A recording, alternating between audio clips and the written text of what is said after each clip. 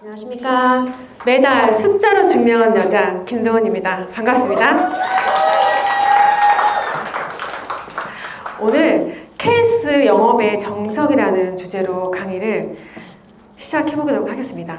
먼저 제 소개를 간단히 해볼 건데요. 저는 2018년부터 보험을 시작했고요. 저희 딸아이 친구 엄마가 보험을 하고 있었거든요. 제가 그 딸아이 친구 엄마한테 운전자 보험 하나를 의뢰하게 됩니다. 근데 그분이 오히려 저한테 언니 그거 시험 언니가 봐가지고 언니가 스스로 가져가, 왜 남을 줘, 해년마다 자동차 보험 갱신하고 이런 거 수수료 남 주지 말래요.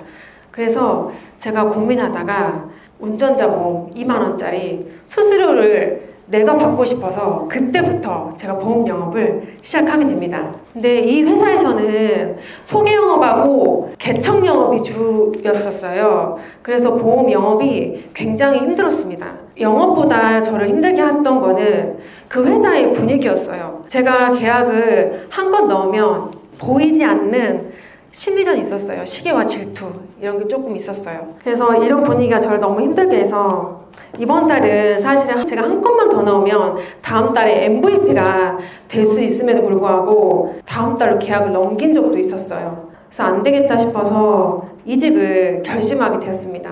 저를 믿고 가입해 주신 고객님들 있잖아요. 그래서 회사를 이직 마음을 먹었을 때 굉장히 여러 군데 회사를 다 알아봤어요. 그러던 중 인스타를 검색하다가 호남지점 남유진 지점장님을 만나게 됩니다. 그때 한 6개월 정도 호남지점을 지켜봤는데요. 4번 정도 원래 조회를 참석해서 거기에 분위기를 보고 여기는 개척 영업 안 해도 되겠다. DB 영업으로 충분히 내가 승산이 있겠다 싶었고, 그리고 즐거운 분위기에서 일을 할 수 있겠다 생각해서 2023년도에 현대 홈쇼핑에 입사를 하게 됩니다. 그 해에 첫 해에 들어가서 제가 여름 신입 썸머 MMP 전국 1등을 달성하게 되었습니다. 현대홈쇼핑에 입사를 했을 때 저의 각오가 조금 남달랐거든요. 회사를 이직하고 나서 정말 열심히 해야겠다는 마음으로 신명사업단 호남지점 시스템을 제 생각을 하나도 넣지 않고 하라는 대로 성공한 사람들을 전부 벤치마킹 했어요. 그런 결과 1년 동안 일한 결과 제가 연도대상, 꿈에 그리던 다이아몬드에 달성하게 됩니다. 제가 보험업을 처음 시작했을 때 정말 연도대상 한번 무대에 올라가는 게 꿈이었었거든요. 근데 이거를 수상소감 무대에 올라갔을 때 그 감격은 이루 말할 수 없을 정도로 정말 행복했습니다. 지금도 그 수상소감 무대를 생각하면 지금도 감격이 벅차오르고 있거든요. 그리고 2024년도에 제가 입사를 해서 팀장으로 승격을 한 다음에 그러면 어떻게 하면 나도 영업을 잘하고 팀원들도 시간 활용을 할 수 있을까 생각하다가 제가 출근 시간을 앞으로 2시간 앞당기고 퇴근 시간을 한두 시간 뒤로 미루고 토요일은 매일 출근했습니다. 1년 동안 정말 일에만 매진했었어요. 그 결과 한 단계 업그레이드된 연도대상 탑클래스 전국 3등으로 영광을 얻게 되었습니다. 그리고 올해 첫 MDRT 달성도 하게 되었습니다. 자, 보시면 이게 호남지점 들어와서 제가 받은 상장들이거든요. 보시면 상장 옆에 표시도 못했죠. 너무 많이 받아가지고 거의 케이스 영업으로 받았거든요. 2024년 12월 69건 부문 1위, 2025년 1월 케이스 42건 부문 1위, 25년 2월 케이스 61건 부문 1위, 25년 3월 68건 부문 1위, 4월 52건 부문 1위, 5월 39건 부문 3위, 25년 6월 43건 1위. 6개월간 평균을 보니까 월 평균 54건에 보험료가 320만원 정도 되더라고요. 제가 오늘은 어떤 고객을 많이 만나고 어떻게 거절 속에서 기회를 찾아냈는지 아주 재미있고 현실적으로 알려드리겠습니다. 이 강의가 끝나고 나면 모두들 나도 할 수 있겠네 라는 마음이 드실 거예요. 오늘 강의 시작하겠습니다. 오늘 강의안은 제가 총 5가지로 구성을 해봤는데요. 먼저 1번 케이스 영업의 필요성, 2번 케이스 영업 3대 원칙, 영업의 실천 전략, 건수 영업 성공 사례, 5번 탑클래스가 되기까지 이 순서대로 제가 오늘 강의를 시작해 보도록 하겠습니다. 먼저 케이스 영업의 필요성. 왜 건수 영업이 저희가 필요할까요? 계약 건수가 진짜 많다 보면 그만큼 고객을 많이 만났다는 증거잖아요. 그럼 어때요? 고객을 응대하는 거나 아니면 설명하는 거, 제안하는 거, 화법, 스킬 이런 것들이 자연스럽게 같이 성장할 수밖에 없거든요. 그리고 작은 계약이라도 우리는 무조건 신규 고객을 확보하는 게 우선입니다. 그리고 작은 계약에서 큰 계약이 나오는 경우도 있고요. 그리고 저는 작은 계약들이 많다 보니까 해지 리스크도 별로 없어요. 유지율도 좋고. 저는 건수 영업이 기회의 씨앗이라고 생각합니다. 저희가 씨앗을 많이 뿌리면 뿌릴수록 그만큼 저희가 수확을 많이 하잖아요.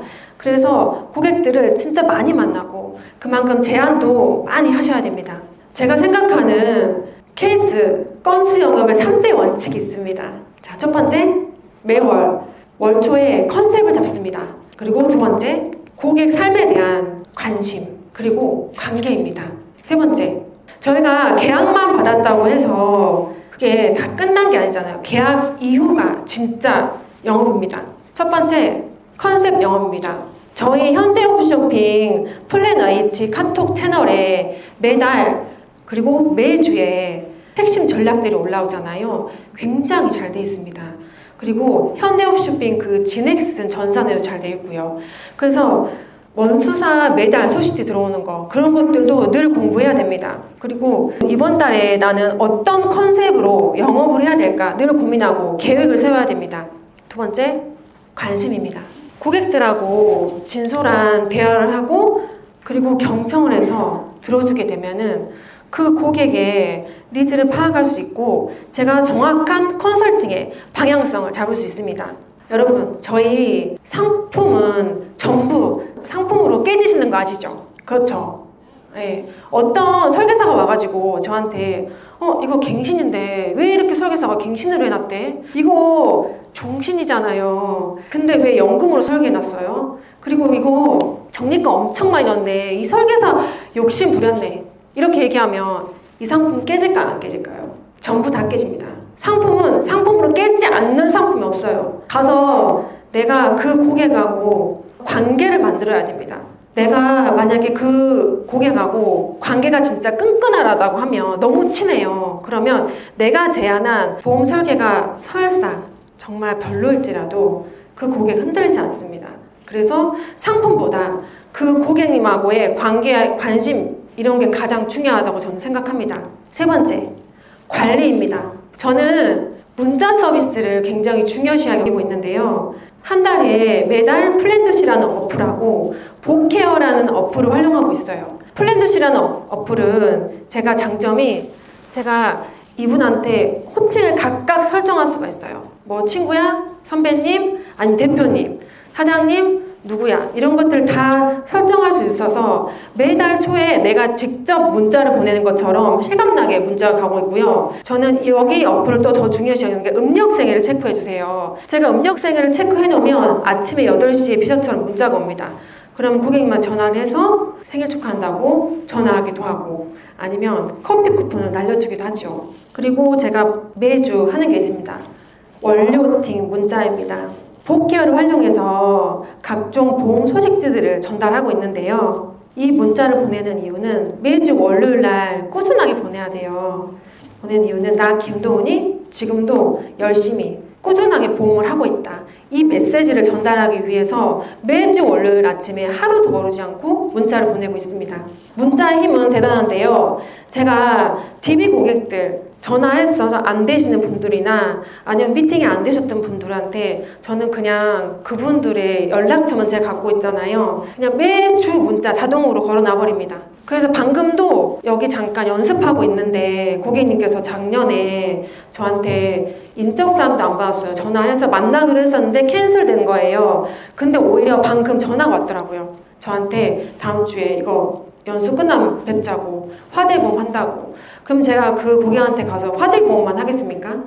전부 다 리모델링 하고 오겠죠. 최근에 어떤 사례가 있었냐면 그 여수 섬에 2시간이 걸리는 섬에 있었던 고객인데 못 만났어요. 거기 초도는 여수에서도 배를 타고 2시간을 가야 되는 거리인데 그분도 만나려고 하다가 결국에는 캔슬이 됐는데 엊그저께 저한테 제가 꾸준하게 문자를 보내니까 오히려 먼저 저한테 뭘 물어보더라고요. 그래서 간병인 보험 2개 다 없애려고 했거든요.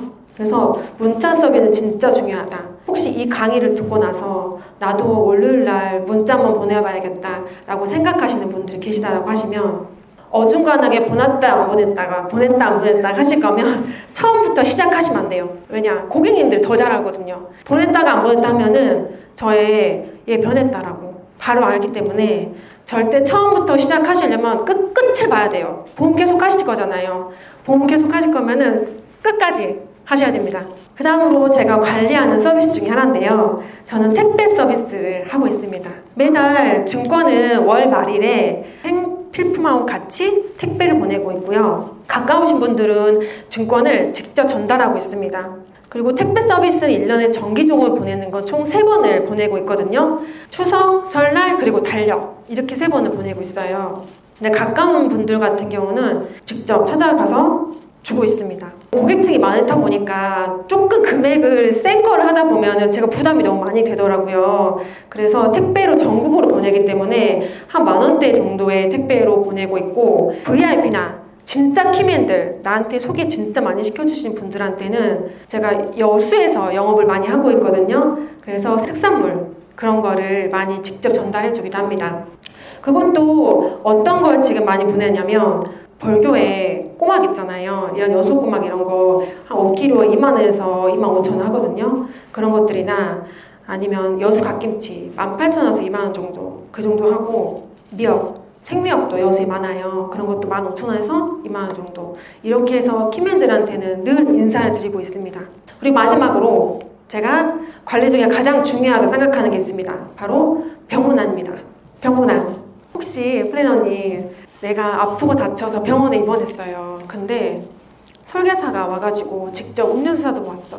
그래서 저한테 어디 아프시냐 아니면 괜찮으시냐 서류는 뭐가 필요하다 이렇게 다 챙겨주신다고 하시면 어떨 것 같으세요? 기분 안 좋지 않죠? 좋죠? 네, 맞습니다. 어르신들 같은 경우는 저의 고객이나 저한테도 저의 설계사가 저한테 직접 와서 내가 진짜 보험 필요할 때 와서 저를 챙겨준다라고 하면 저는 진짜 든든할 것 같아요. 아, 내가 이 설계사한테 보험을 잘 넣구나 이런 생각에 엄청 기분이 좋을 것 같죠. 근데 어머니들이나 아버님들은 만족도가 2배, 3배로 높아지거든요. 그때 소개가 더 나옵니다. 그래서 제가 병문안을 가게 되면 저는 그 옆에 병실의 사람들한테도 다 제 명함을 다 돌리거든요. 그리고 그때 또 관심 있어 하시는 분들의 상품들을 또 한 번씩 권유하기도 하고 또 이분이 막상 입원하게 되면 아유 그때 입원비 좀 더 넣어놓을걸 진단비 좀 더 해놓을걸 수술비 좀 더 해놓을걸 이렇게 말씀하시면 어때요? 가족들 것도 받아야죠. 그쵸? 그리고 제가 명함을 돌려놓고 이 자리를 떠나면 이분이 알아서 키맨이 돼주십니다. 그래서 명함은 최대한 많이 돌리고 병문안은 반드시 가라. 저의 관리 중에 키포인트였습니다. 그 다음으로 저의 영업 실천 전략입니다. 저의 성공 실천 전략 3가지를 말씀드리면 첫 번째로 미끼 상품입니다. 저는 매달 월초에 미끼 상품을 항상 준비합니다.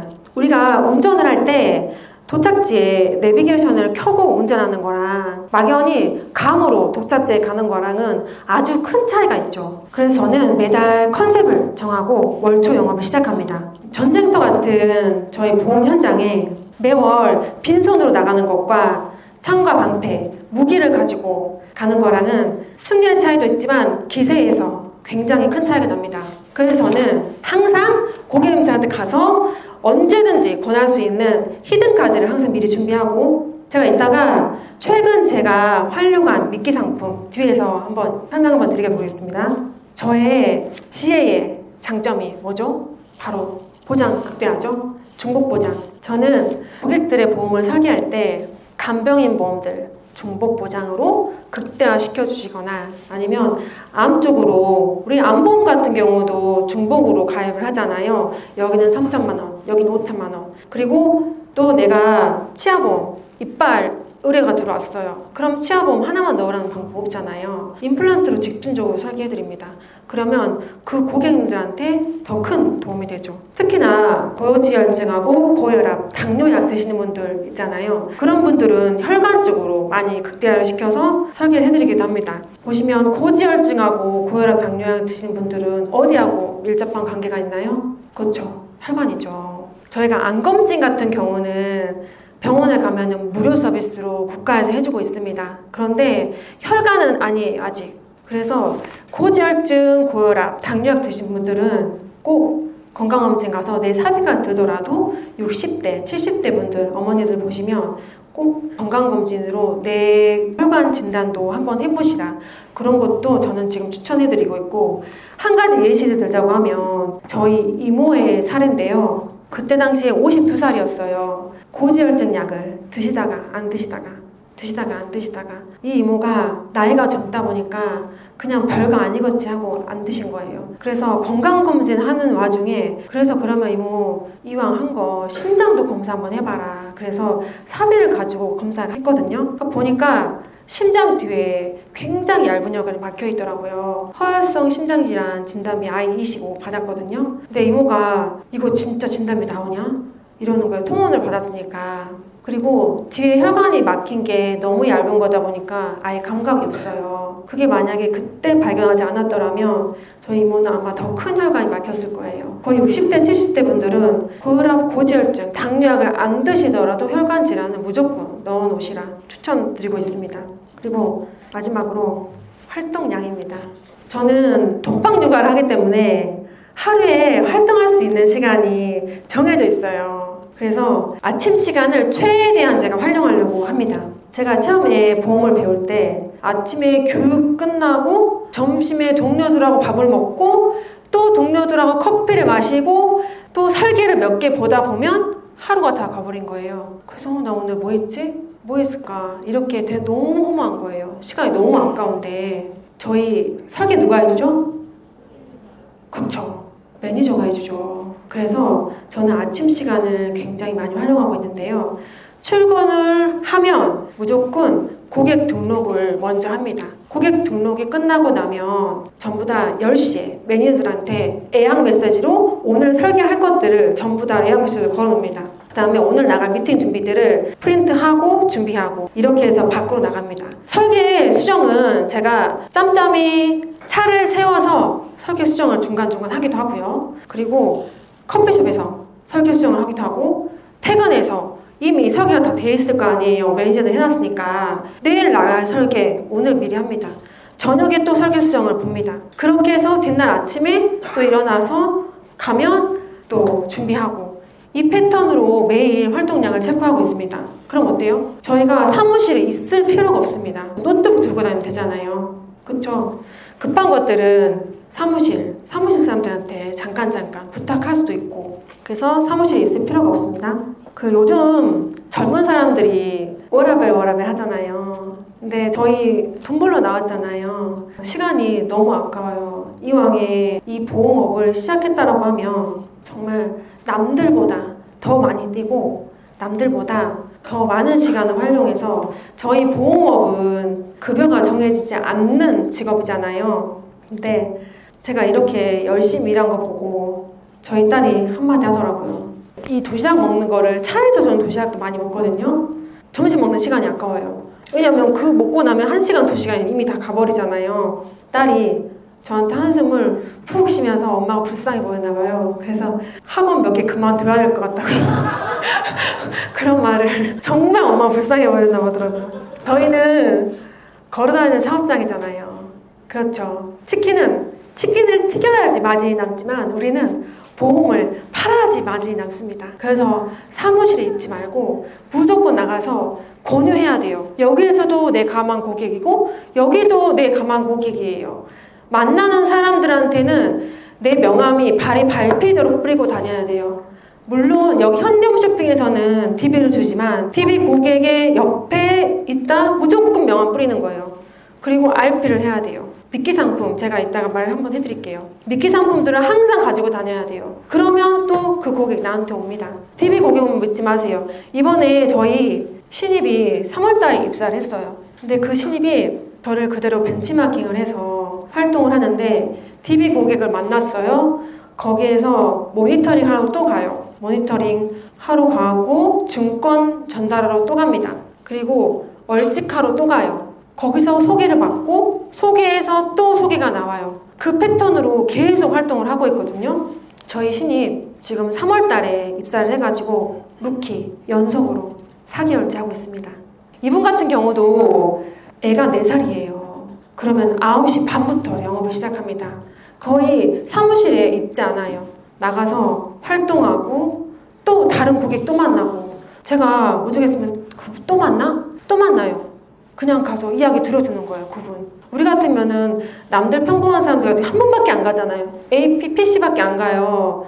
근데 그런 건 정해진 룰은 없어요. 내가 어르신분들 같은 경우는 70대, 80대 보잖아요. 집에 할 일 없어요. 가만히 있어. 그럼 가서 딸 같은 자식, 아들 같은 자식이 와서 이야기도 들어주고 또 공감해주고 이렇게 하면 소개가 나올 수밖에 없어요.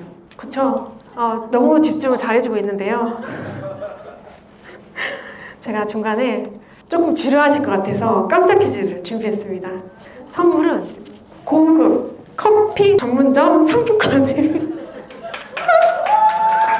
제가 이걸 하고 나서 저의 영업 성공 사례들 몇 가지 풀 건데요. 아주 쉬운 문제를 몇 가지 준비했어요. 손을 들고 자신의 이름을 말하시는 분들에게만 기회를 주겠습니다. 1번 문제. 보험계약 체결 시 보험사가 제시하는 표준계약 조건을 정리한 문서를 무엇이라고 할까요? 맞습니다. 이따 와서 가져가세요. 약관이죠. 자, 2번째 문제. 이것도 엄청 쉬워요. 계약자가 보험사의 건강 상태 등을 사실대로 고지해야 되는 의무는 무엇일까요? 맞습니다. 이따 와서 가져가세요. 고지 의무였습니다. 3번. 보험계약에서 일정 기간 동안 보장이 적용되지 않는 기간을 드릴게요. 4번 문제. 질병이나 장애의 위험이 높은 가입자에게 보험사가 계약을 인수하지 않거나 조건을 붙이는 행위를 언더라이팅이었는데 저도 잊어버리고 있었어. 이제 마지막 문제인데요. 이건 주관식이에요. 3가지 이상. 유사함의 조건이요. 3가지. 네. 네. 네. 맞습니다. 정답입니다. 이따 와서 커피품 가져가세요. 저희 이 문제가 나와서 그러는데 저희 진짜 공부 열심히 해야 돼요. 요즘 시장 어때요? 보험 설계사가 넘쳐나는 시장이에요. 그런데 내가 그것조차 공부 안 한다? 이렇게 되면 어떻게 될까요? 저는 나이가 올해 44살이에요. 그런데 신입 설계사들, 젊고 똑똑하고 공부 열심히 하고 잠도 안 자는 설계사들이 쭉쭉쭉 올라오고 있어요. 그런데 제가 이 상황에서 돈을 번다고 했을 때 공부를 안 한다? 이거는 절대 있을 수 없는 일. 그럼 보험을 그만둬야 돼요. 그래야 안 그래요? 맞죠? 네, 맞습니다. 저희 정말 마음을 단단히 가지고 진짜 영업에 임해야 됩니다. 내가 빨리 안 가면, 내가 빨리 활동하지 않으면 저 설계사한테 먹힙니다. 맞죠? 저는 제 기고개인데도 제가 보장성 상품 열어보잖아요. 이미 다른 설계사가 와가지고 가입시켰어. 지금 시장이 이래요. 정말 열심히 공부해야 되고 연습해야 돼요. 오늘 김현수 단장님께서 어제 올려주신 글이 있었는데 연습하면 된다. 저희 보험같이 쉬운 게 어딨나요? 노력하면 되지 않은가요? 아닌가요? 맞죠? 여기 계신 분들은 전부 다 노력하실 것 같습니다. 그 다음 저의 영업 성공 사례를 한번 이어가겠습니다. 제가 최근에 미끼 상품으로 한 5, 6개월 정도 판매했던 보험 상품인데요. 103건을 넘게 받았더라고요.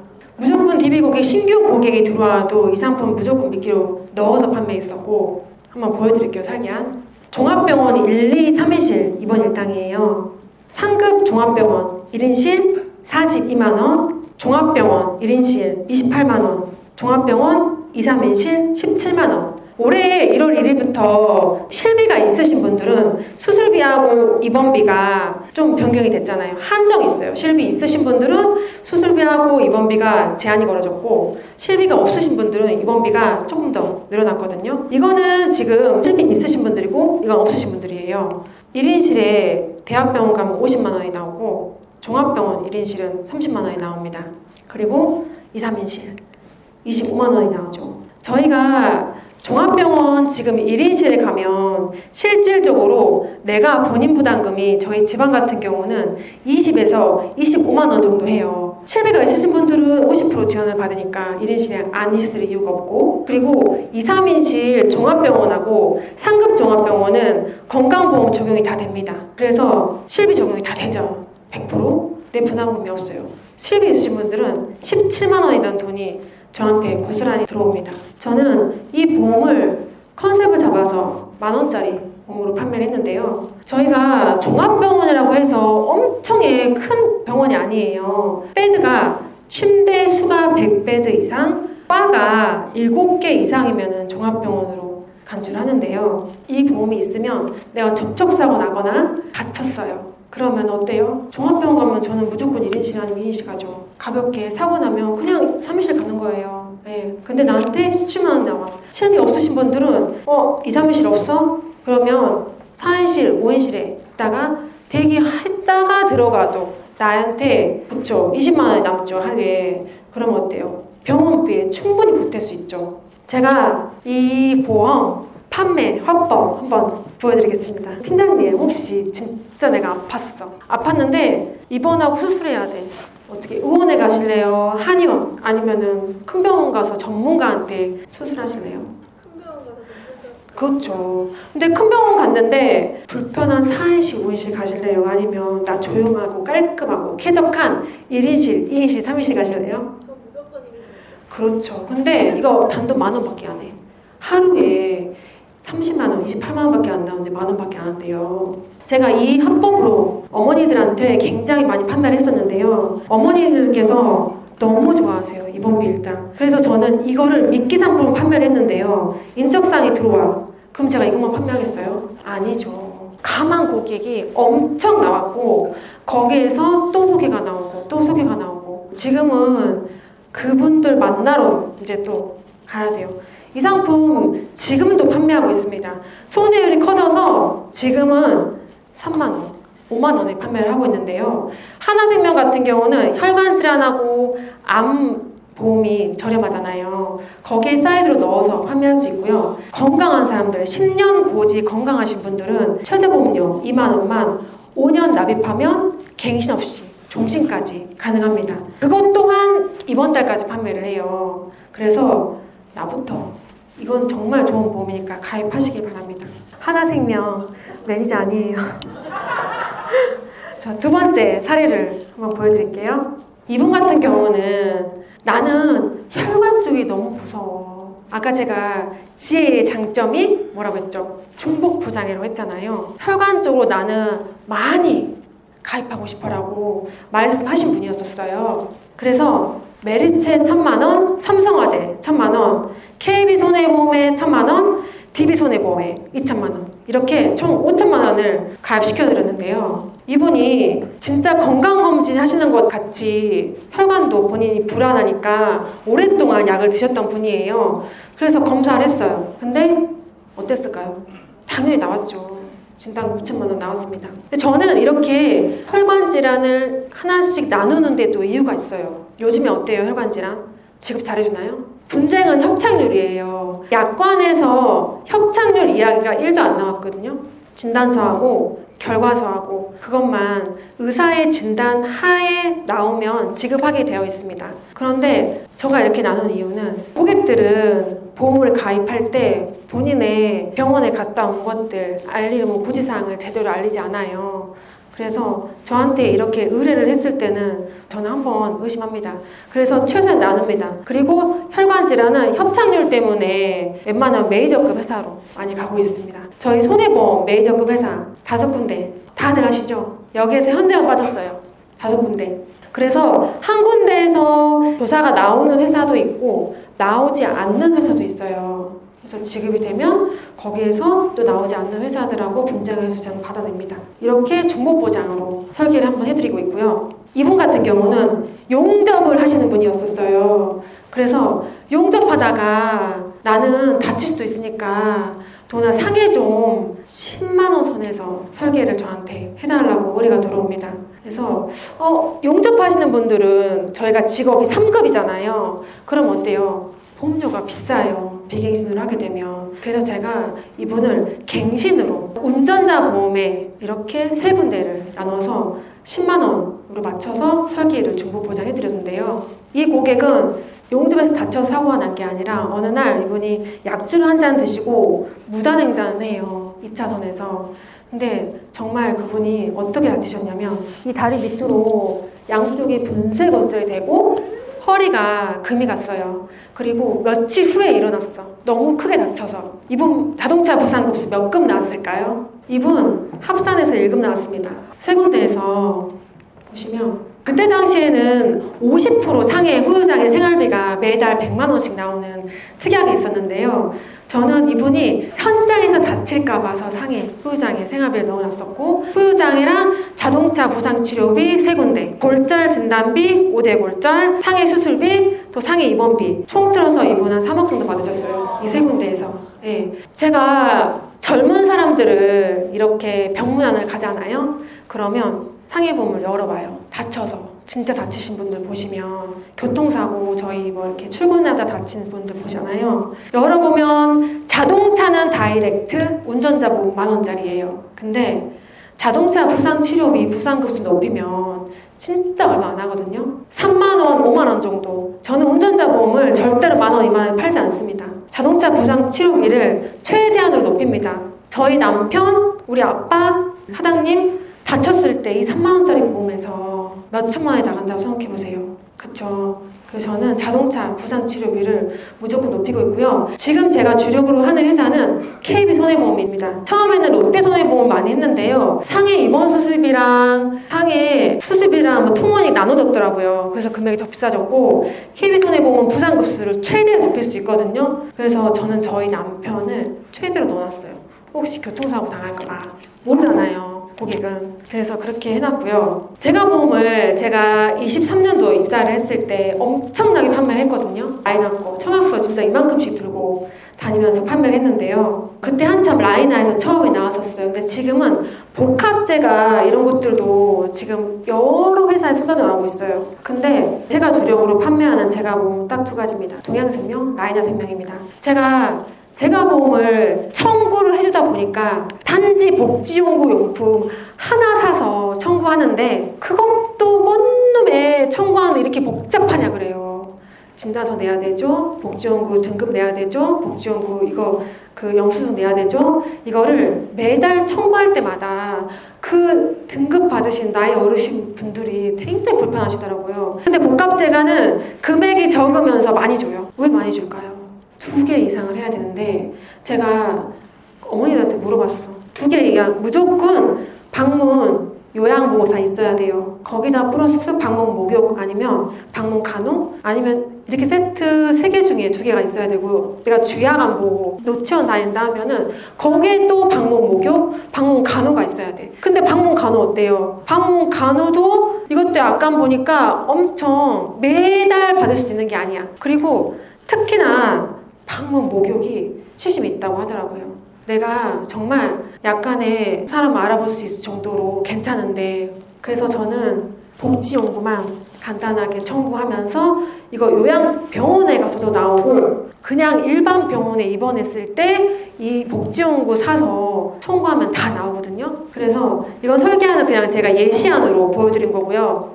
제가 뭐 50만원, 시설 50만원 이렇게 해서 200만원 플랜으로 복합으로 2개 원하시는 분들 이렇게 제가 설계를 해드리고 있습니다. 그리고 제가 이분 같은 경우는 제가 정말 많이 도움을 드렸던 분인데요. 74세 남자분이에요. 근데 여름에 너무 덥다 보니까 열사병에서 쓰러졌는데 머리에 피가 고인 거예요. 근데 이제 나이가 연세가 너무 많다 보니까 수술이 안 돼요. 보시면 외상성 경막하 출혈 진단 받았잖아요. 수술이 안 돼. 그래서 이분이 몇 개월 지나고 나니까 약간의 치매기가 오기 시작한 거예요. 치매가 그러면 진단을 받아봐야겠다 싶어서 제가 그분을 직접 모시고 정신과로 갑니다. 이거 그분이 직접 작성한 질문지거든요. 보시면 오각형을 그려야 되는데 마름모꼴로 그렸어요. 이분 CDR 점수 2점 나왔습니다. 알츠하이머성의 치매 진단 받았죠? 그럼 어떻게 해야 돼요? 그 다음에 제가 재가보험 넣어드렸잖아요. 치매 진단 받았잖아요. 신청합니다. 건강보험공단에서 와가지고 4등급 나오셨거든요. 그래서 그때부터 제가 재가보험 2년 전에 가입했었던 분이어서 한 달에 50만 원씩만 제가 지금 받고 있는데요. 이거는 퀴즈인데 아까 제가 그분 다쳐서 치매가 왔다고 했잖아요. CDR 2점 몇 프로일까요? 상해 후유장애. 상해 후유장애 치매 왔잖아. 몇 프로? CDR 2점. 다들 공부 안 하시네. 공부하셔야 돼요, 진짜. 40%. 40%예요. CDR 2점 40%예요. 정말 공부하셔야 돼요. 후유장애 제가 진단 도와드렸고요. 이분 상해보험 총 후유장애 2억 1,000만 원 있었거든요. 맨 밑에 보시면 하나 손해보험에 1억 들어가신 거 보이시죠? 이것도 제가 24년도 12월 달에 이번 해에 있는데도 운전만 물어보는 반짝이 보험이었어요. 묻지마 상해보험. 근데 70세가 넘었는데도 후유장 1억씩, 사망보험, 상해사망 1억씩. 그때 당시에 엄청 이슈였던 상품이에요. 제가 그때 병원에 다 돌아다니면서 판매했어요. 이거 제가 손해를 지금 너무 커져서 70세 분들 이상 분들이 그냥 골절되면 막 목, 허리 이렇게 돼가지고 제가 여기 코드 회사 막혔습니다. 상해사망 1억도 나갔었거든요. 2만 원짜리에서. 지금은 저는 여기 회사 아예 코드가 안 돼요. 상해보험. 직업 거절이에요. 근데 제가 이분을 이렇게 많이 도와줬잖아요. 제가 보험도 받아들여. 또 이거 치매 진단비도 받아들여. 전부 다 제가 이거 보기를 도와줬잖아요. 그럼 어떡해요? 이 부분 배우자분하고 가족분들 보험을 제가 다 가지고 왔어요. 그리고 이 배우자분도 키맨이 됐어요. 저희 키맨이. 근데 어느 날 몇 개월 지나고 나서 해지 문자가 이분 배우자분한테 저한테 해지 문자가 뛰고 오는 거예요. 근데 내가 보험 가입시켜놓은 게 전부 다 있는 거예요. 그래서 진짜 왜 그러지? 그래서 그냥 저는 해지 문자 오면 그냥 전화 안 하거든요. 이유가 있었겠지. 옆에 설계사가 있거든. 그러니까 해지를 하는 거야. 그래서 왜 해지를 할까 생각을 했는데 나중에 저한테 말씀하더라고요. 이거는 저의 진짜 실수잖아요. 설계사들도 다 실수할 수 있어요.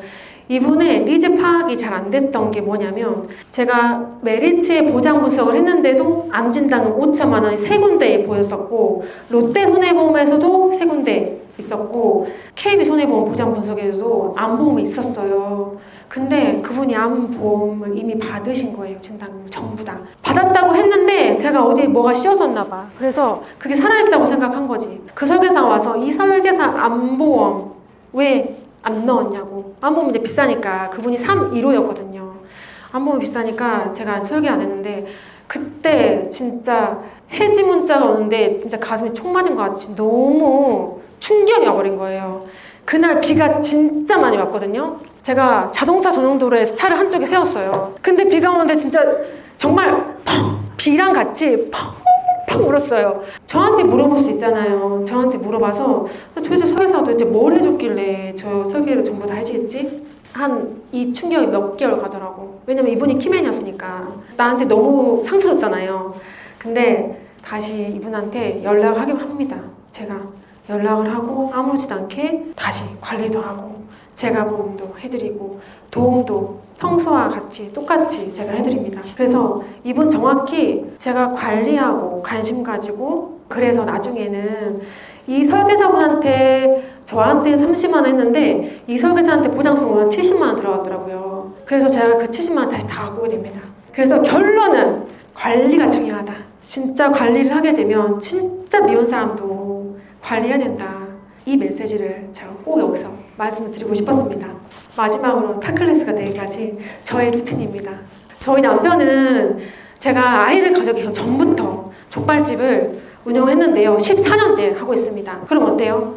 밤 10시, 빨리면 집에 오면 밤 10시예요. 그러면 더 늦게 오면 1시예요. 그런데 지금 그럼 내가 어떻게 영업을 더 할 수 있을까? 독방 육아잖아요, 혼자.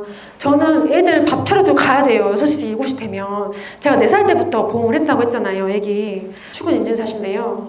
저는 보험회사 입사해가지고 제가 잠이 진짜 많아요. 평소에 7시 반에 일어나는데도 잘 못 일어나요. 근데 보험회사 입사해서 그분들이 새벽 5시 반에 막 SNS 올리고 빨리 일어나가지고 운동하고 이런 거 미쳤다고 생각했어요. 왜 저렇게까지 새벽에 일어나갖고 일을 할까? 잠도 자가면서 해야지 라고 생각했는데 어느 날 저랑 같이 일하던 동료가 그 전 회사에서 있었는데 그분이 맨날 4시, 5시에 일어나가지고 운동하고 루틴 올리고 이런 걸 하더라고요. 그래서 제가 그분들 처음에는 제정신이 아니라고 생각했는데 그분 성장하는 게 보니까 쭉쭉쭉쭉쭉 이렇게 성장하시는 거예요. 연봉도 올라가고 그리고 지금은 그분을 아예 만날 수 없을 정도로 크게 돼버린 거예요. 어느 모 회사에 지점장이 됐는데 그래서 내가 그럼 나도 한번 해봐야겠다 그런 마음에 출근을 무조건 7시 전에 6시 40분 평균 매일 갑니다. 아침에 저 여기까지 오기까지 아침에 알람 10번 꺼요. 진짜로 잠이 많거든요. 근데 어떻게 일어나냐면 SNS를 딱 봐요. 그럼 벌써 그 동료는 뛰고 있어요. 나만의 롤 모델을 만든 거예요. 나는 그냥 동기부여. 선의의 경쟁사를 만들게 된 거죠. 그 사람은 몰라요. 내가 그걸 본지 안 본지. 근데 그냥 보는 거예요. 나만의 선의의 경쟁사. 나도 이렇게 하면 이렇게 되지 않을까 싶어서. 그래서 출근을 이때부터 저와의 약속을 지키기 위해서 매일 출근 사진을 찍고 그리고 SNS 올리고 제가 매일 하는 루틴이 있어요. 출근하면 저의 확언을 자리에 앉으면 합니다. 나 김도훈은 된다. 나 김도훈은 될 수밖에 없다. 나 김도훈은 반드시 해낸다. 나는 옳고 그름을 구분할 지혜가 있다. 어떤 고난에도 무너지지 않을 것이다. 나 김도훈이 하는 걱정은 현실되지 않는다. 난 잘하고 있다. 나 김도훈은 사랑받고 있는 사람이다. 나는 매일 발전하고 있다. 나 김도훈은 무한한 가능성을 가지고 있다. 매일 똑같이 확언을 해요. 정말 힘들 때도 이 확언을 하고 운동 너무 싫어해요. 저는 요즘에 못 만든다고 헬스하는데 그 계단을 오를 때마다 저는 이 확언을 해요. 힘드니까 나만의 암시법이고요. 그 다음으로 하는 루틴이 있어요. 뭐냐면 김현준 당자님께서 매일 관리자방에 올려주시는 글이 있어요. 처음에는 그냥 읽고 넘어갔는데 너무 아까운 거예요. 그 동기부여이 너무 좋아서. 그래서 매일 필사랍니다. 아침에 확언을 하고 필사를 하고 그날 아침에 간단한 나의 일과를 그냥 간단히 적습니다. 그리고 마지막으로 저녁에 하는 루틴인데요. 저희 KD 부문에만 있는 문화잖아요. 30포인트 다들 하고 계시죠? 김현준 단장님 강의에 30포인트가 나옵니다. 오늘 하루 일과를 점수로 환산해서 기록하는 포인트 점수인데요. 보시면 5점, 오늘 계약 몇 건 했고 계약 한 건당 5점, 그리고 누구를 초회 미팅했어요 4점, 얼굴 그냥 아무것도 안 하고 얼굴만 찍어서 3점, 소개받았어요 2점, 그리고 전화통화 그게 1점입니다. 그래서 하루에 30포인트를 찍으면 나 오늘 진짜 열심히 했다 라는 뿌듯함이 생겨요. 처음에 저희 남유진 남자님께서 이걸 하면 성공한대요. 그래서 처음에 6시가 딱 됐어. 30점이 안 된 거예요. 근데 그 30점을 채워야지 내가 오늘 하루가 끝난다라는 생각으로 전화를 걸었어요. 지인들한테. 그냥 안부 전화. 그래서 무조건 30점을 채웠습니다. 처음에는. 그리고 저는 혼자 마무리를 하기 때문에 일기를 따로 쓸 시간 없어요. 집에 가면 청소하고 빨래하고 또 있어 육아가. 설거지하고 해야 되잖아요. 그래서 30포인트 마지막 할 때 감사일기 3가지 늘 여기에 적고 그날 하루 마무리합니다. 저는 루틴이 매일 똑같아요. 아침에 출근하면 출근 인증샷 찍고 앉아서 확언하고 단장님 필사하고 그리고 고객 등록하고 오늘 나가고 청약서 다 준비하고 그리고 나가서 설계 보고 활동하고 고객들 얼찍하고 운전하는 내내 고객들하고 전화통화하고 안부 전화하고 그걸로 30점을 채웁니다. 요즘에는 하면 30점은 기본으로 넘어요. 지금 현대홈쇼핑에 입사해서 120주째 한 번도 거르지 않고 3W를 하고 있는데요. 저는 3W를 하려고 단 한 번도 영업을 하지 않았어요. 오늘 30점을 채우려고 오늘 하루를 30점을 채우려고 정말 열심히 노력했기 때문에 3W는 꼬리표처럼 따라왔다고 생각합니다. 여러분들께서 30포인트를 안 하고 계신다고 하시면 무조건 당장 시작하셔야 돼요. 저는 무조건 나의 생각 놓지 말고 30포인트를 해라고 말씀을 드리고 싶고요. 처음부터 30포인트가 안 될 수도 있어요. DB 고객들이 많이 없다 보면. 그러면 20점으로 시작하고 무조건 나는 20점도 안 되면 나 오늘 하루 끝나지 않아 라는 각오로 하루를 지내야 됩니다. 마무리할 건데요. 누군가 이렇게 이야기하더라고요. 야, 건수요 그거 노가대 아니냐? 한 건 한 건 받는 거 그거 힘들지 않아? 이렇게 저한테 말을 하더라고요. 근데 저는 기회를 발견하는 현장이라고 생각해요. 그 한 건 한 건이 고객이 있는 곳에 답이 있고 우리 가능성이 거기에 숨어 있다고 생각합니다. 그리고 이렇게 제가 힘들게 영업한 내 이야기들이 전부 고스란히 나의 영업 자산이 됩니다. 저희 고객님들 한 분 한 분이 나의 보석함에 채워져 있는 보물이라고 생각한다면 그 고객님 소중하지 않을까요? 그 고객님이 없으면 어쩔까요? 저도 없어요.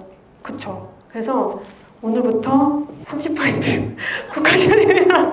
제 인스타그램인데요. 솔직히 활동을 많이 해서 게시물을 올리다 자버려요.